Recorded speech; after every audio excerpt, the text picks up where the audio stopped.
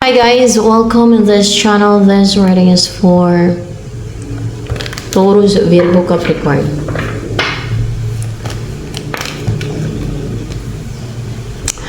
Hindi ka nagtagumpay.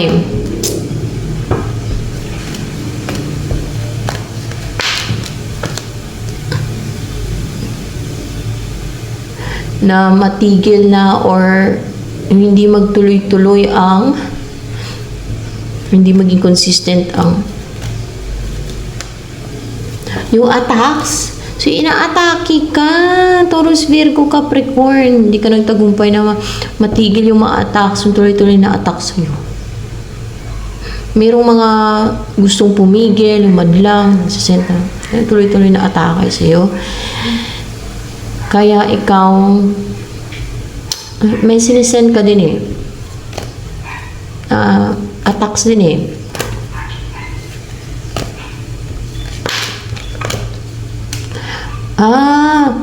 Or kung hindi man to attacks ay ano to eh. Kung ano man yung sinisend mo. Para hindi ka na mag-juggling. Para hindi ka na malimitahan. Hindi ka na makontrol. Para hindi ka na yung maging limited yung galaw mo para hindi ka na malimitahan. Yan. Para hindi na manatili sa iyo yung mga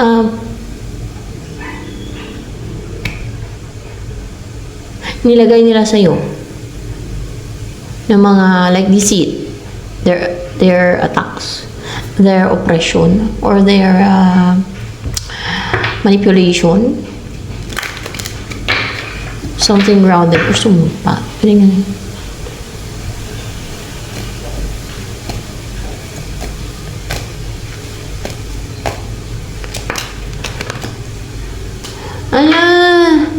Oh, 10 of Wands. May mga karga, makargaan ka.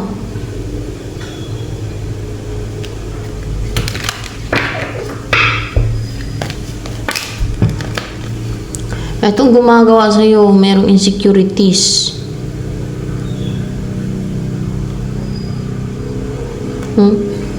At umiiwas, may nilalayuan siya. Dahil sa insecurities niya. Ay! May lalayuan o may nilalayuan to.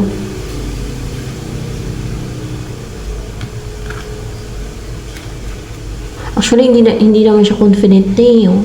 Hindi siya confident sa siguro sa mga ginagawa niya na pangkakarga sa'yo.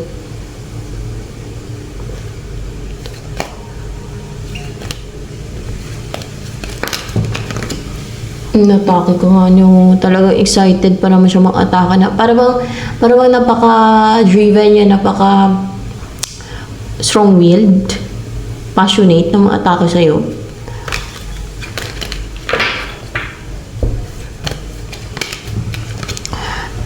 Ito yung nagmo-motivate sa kanya na atakihin ka para hindi magkaroon ng divine union sa inyo ng person mo o para hindi kayo ma-unite, hindi kayo magkatuluyan ng person mo, para hindi kayo magsama ng person mo, para in separation kayong dalawa o manatiling in separation kayong dalawa o para maghiwalay kayong dalawa, may person ka na, ganon ang ginagawa niya, or else para hindi magkaroon ng union sa inyo or divine union or maring divine union. This is Lover's card. Or kung may karelasyon ka, gusto niyang pahiwalayin kayo, ganun. Or, basta gusto niyang pahiwalayin kayo or hindi kayo magkatuluyan, ganyan. The Lovers.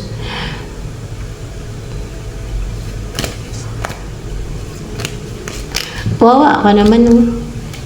Ito ang next na mangyari sa'yo ha. Sa kabila ng may magkarga sa'yo, sa ginagawa niya sa'yo, no? Na-deceit or pangkakarga. Maging excited ka na mag-umpisa na may gagawin ka. Kung ano man yung mga gusto mong gawin. Exciting or excited ka na gawin yan. Mga siguro kung Kahit mga trabaho sa bahay mo o mga gusto mong gawin, like, mahilig mo ba? Mga ganun. Or to start a new path, yung bagong gagawin na interesting na bagay para sa'yo, or may pupuntahan ka, like mamili or kung ano may gusto mo.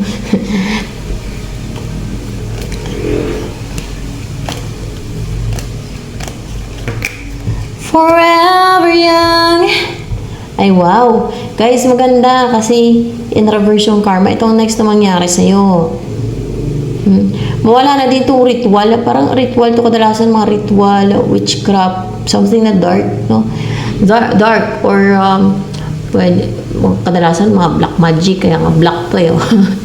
Mga like karma ritual, no? Mga any ritual or dark, something na dark,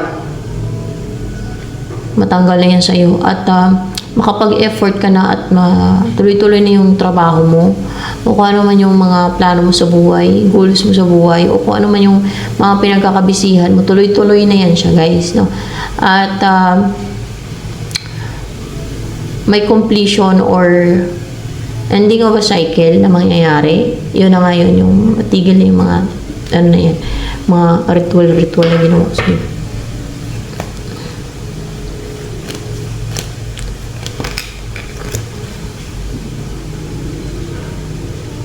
Ay, mamamatay. This is ending talaga. Kung hindi mamamatay, this is ending. Ending. Or dahil sa may mamamatay, may mag-end kasi, oh. Yeah, may mamamatay. No, may mamamatay na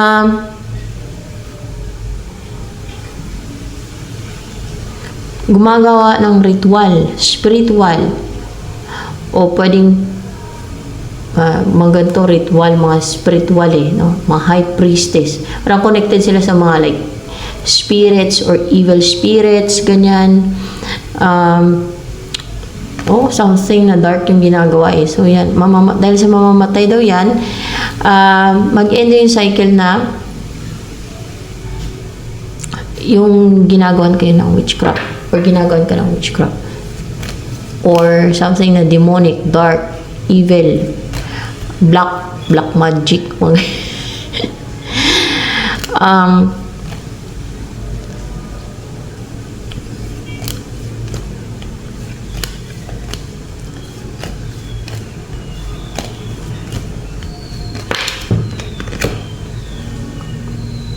Ito yung mamamatay. Si Queen of Cups. Ano to vicious, cold. Parang walang puso, walang awa siya. Unemotional. Yan.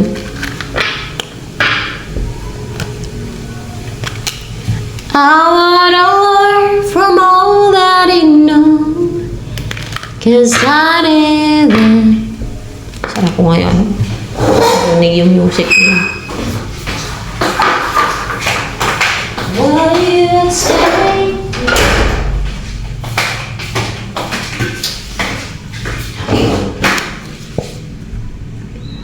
Dahil dyan, mawala na yung mga delays na kinreate niya, mawala na yung mga delay na yan. Siya ang nag-create ng delays sa mga pag-achieve mo ng goal mo, sa mga binabalak mo sa buhay, yung mga gusto mong abutin sa buhay mo, yung mga ninanais mo na marating or mga ninanais mo na ma-achieved or gusto mong buhay, no? Siya ang nagpapadelay.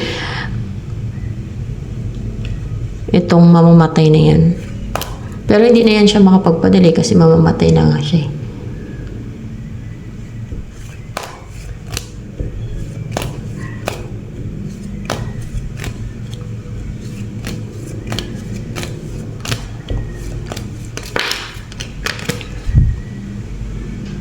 Ito ang dahilan kung bakit ginagawa ng witchcraft niyan.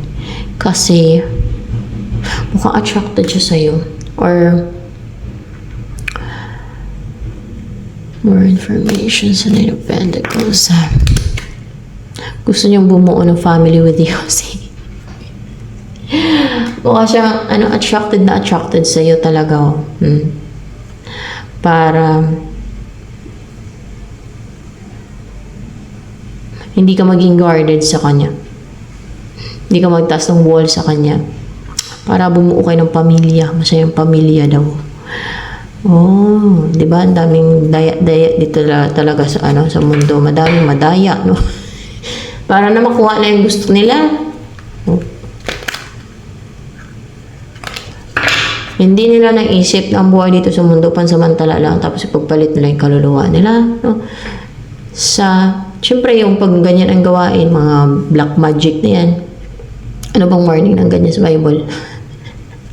Di ba, itatapon niya sa lake of fire na may sulfur ang mga gumagawa ng mga demonic na yan, black magic na yan, kulam, barang. Pero, pinagpapalit nila, gusto na, kahit na ang kapalit ay kaluluwa nila, sige sila ng sige gawa niyan. Gumagawa sila ng ganyan para lang makuha nila yung mga desires nila, maipilit na yung gusto nila, kagaya na lang niya, no?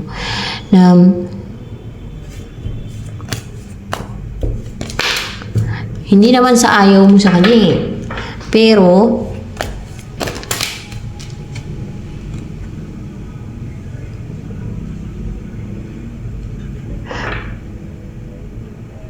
nangangarap to sa'yo. Dream ka niya. Pangarap ka niya.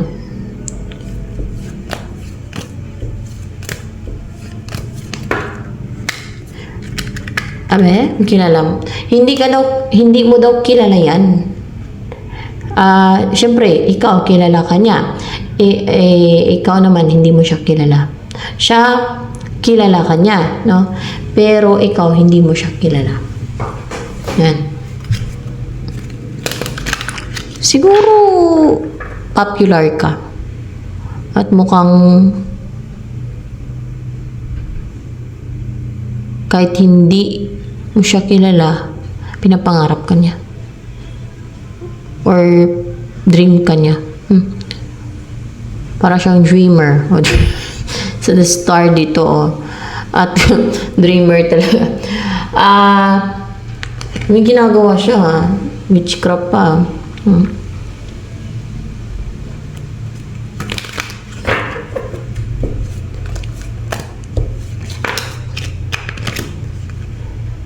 Kaya kanya pinapangarap para hindi mag-succeed, hindi maging happy.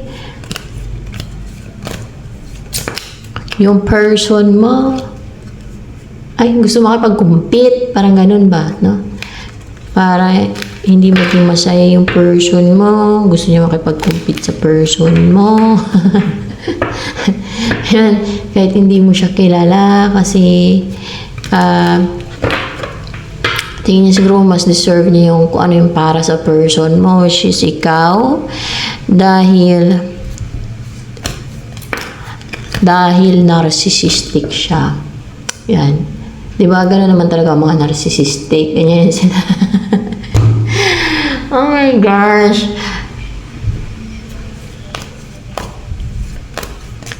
Will you take me? Ito ang energy ng person mo talaga. Malungkot siya. Parang uncontented sa situation niya. Sa buhay niya yon, malungkot siya. Yan.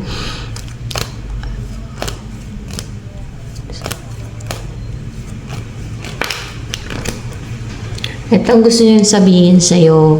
Ikaw ang wish fulfillment niya. Gusto niyang bumuo kayo ng masayang pamilya, contented na buhay, peaceful na buhay together, no? Bumuo kayo ng masayang pamilya at para bang walang problema lang. Na panatag yung kalooban nyo, ganun, peaceful yung isipan nyo, raising your kids together. Yan. So, ito na lamang for Taurus, Virgo, Capricorn.